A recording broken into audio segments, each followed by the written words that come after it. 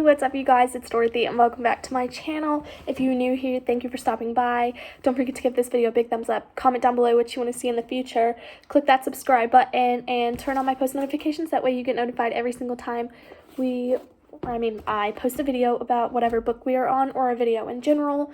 But in today's video, we're going to go into chapter 42 of A Good Girl's Guide to Murder, and I will show you guys. I have it bookmarked, but we have this much of the book left. We are almost done with book 1 of the 4-part book series. I only have 3 books because I'm waiting until they can get the 4th book in at my local Barnes & Nobles. So, yeah, here we go. This video may contain sensitive topics or foul language. If you do not wish to continue, please click off of the video now. You have been warned. Alrighty, here we go. Chapter 42. What did you do? Kara said. I don't know. I tripped coming down the stairs from econ. I think I sprained it. Pip fake limped over to her. I walked to school this morning. I don't have my car, she said. Oh crap, and my mom has a late showing. You can get a lift with me and Dad, Kara said, slipping her arm under Pip's to help her to her locker. She took the textbook from Pip's hand and placed it on a pile inside. Don't know why you'd willingly choose to walk when you have your own car. I never get to use mine now that Naomi's home. I just felt like walking, Pip said. I don't have Barney as an excuse anymore. Kara gave her a pitying look and closed the locker door. Come on then, she said. Let's hobble out to the parking lot. Lucky for you, I'm Muscles McGee. I did 9 whole push-ups yesterday. 9 whole ones? Pip smiled. I know. Play your cards right and you might have to win a ticket to a gun show. She flexed and growled. Pip's heart broke for her then. She hoped that whatever happened, Kara wouldn't lose her happy, silly self. With Pip propped up against Kara, she staggered up the hall and out of the side door. The cold wind bit her nose and she narrowed her eyes against it. They made their way slowly around the back of the school and toward the teacher's lot, Kara filling the journey with the details of the Halloween movie night. Pip tensed every time she mentioned her dad. Mr. Ward was there already, waiting by his car. There you are, he said, spotting Kara. What happened? Pip sprained her ankle, Kara said, opening the back door, and her mom's working late. Can we give her a ride? Sure, of course, Mr. Ward darted forward to take Pip's arm and help her into the car. His skin touched hers. It took all her strength not to recoil from him. Backpack settled beside her. Pip watched as he climbed into the driver's seat and started the engine. So what happened, Pip? He asked, waiting for a group of kids to cross the road before pulling out of the parking lot. I'm not sure, she said. I think I just landed on it funny.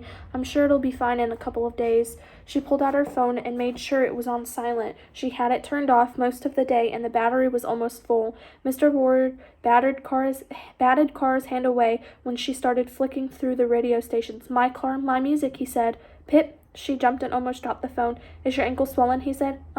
She bent forward and reached down to feel it, the phone in her hand, pretending to need her ankle. She twisted her wrist and pushed the phone far underneath the back seat. A little bit, she said, straightening up, her face flushed with blood. Not too bad. Okay, that's good, he said, winding through the traffic up Main Street. You should elevate it tonight.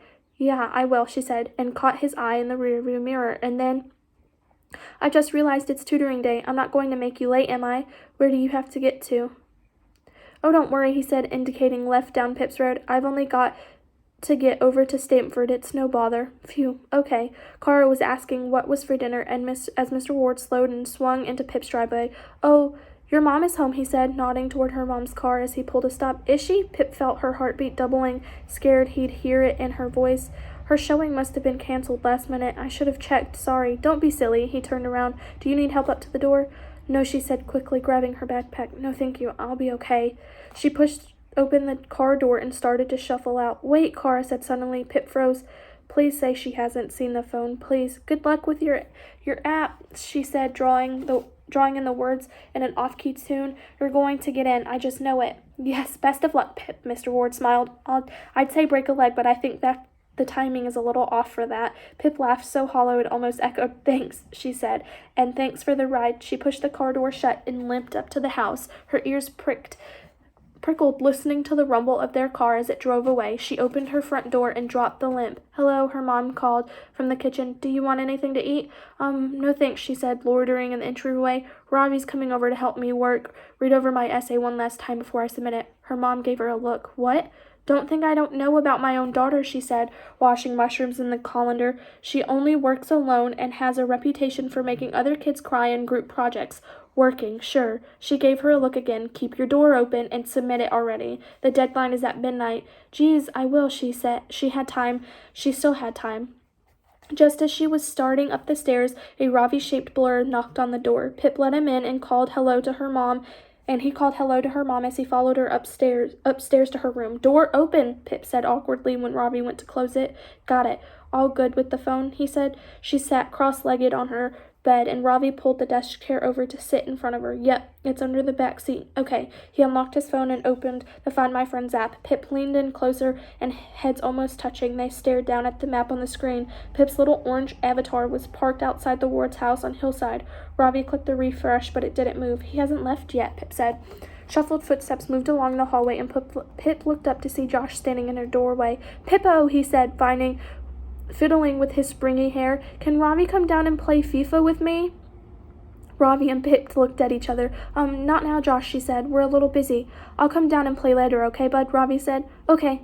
Josh dropped his arm in defeat and padded away. He's on the move, Ravi said, refreshing the map. Where? Just down Hillside at the moment, before the roundabout. The avatar didn't move in real time. They had to keep pressing refresh and wait for the orange circle to jump along the route. It stopped just at the roundabout. Refresh it, Pip said impatiently. If he doesn't turn left, he's not heading to Stanford. The refresh button spun with fading lines. Loading. The page refreshed, and the orange avatar had disappeared. Where'd it go? Said Pip.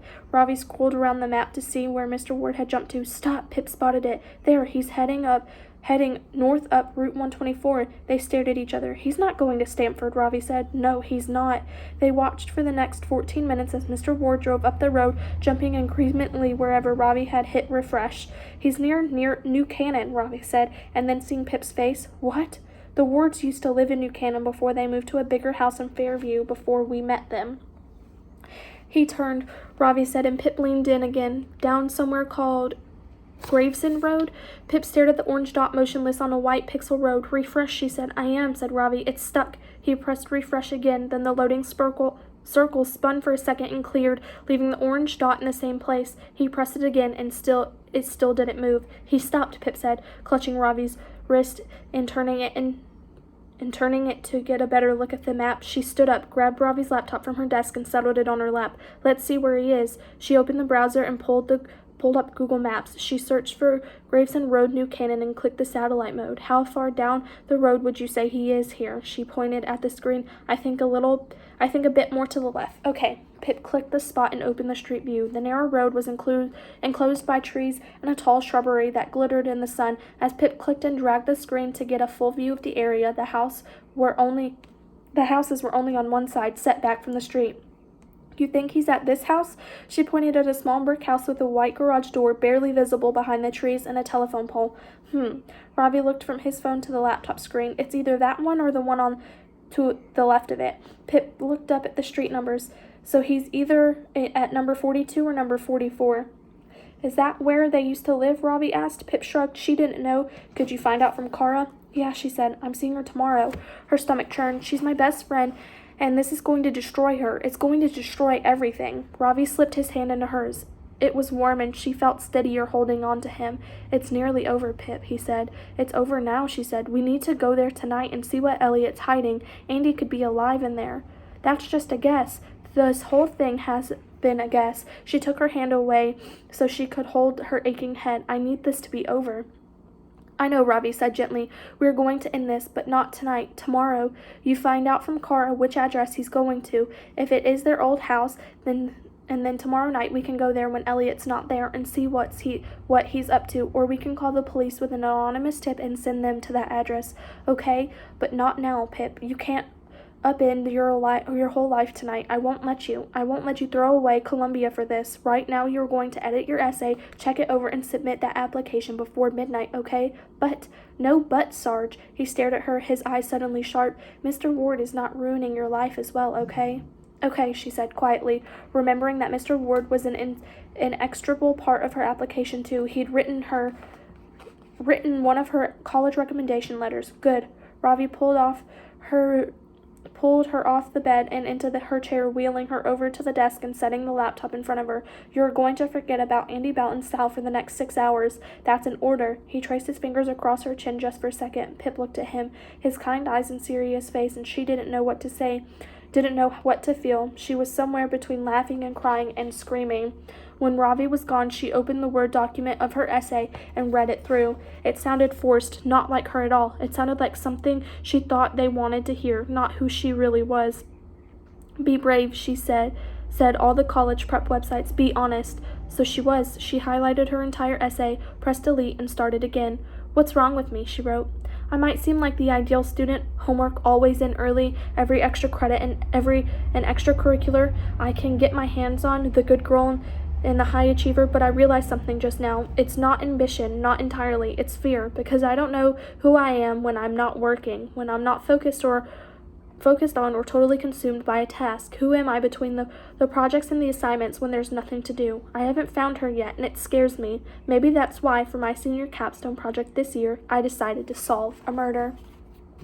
And that is the end of chapter 42. I will see you guys in the next video for chapter 43. Bye.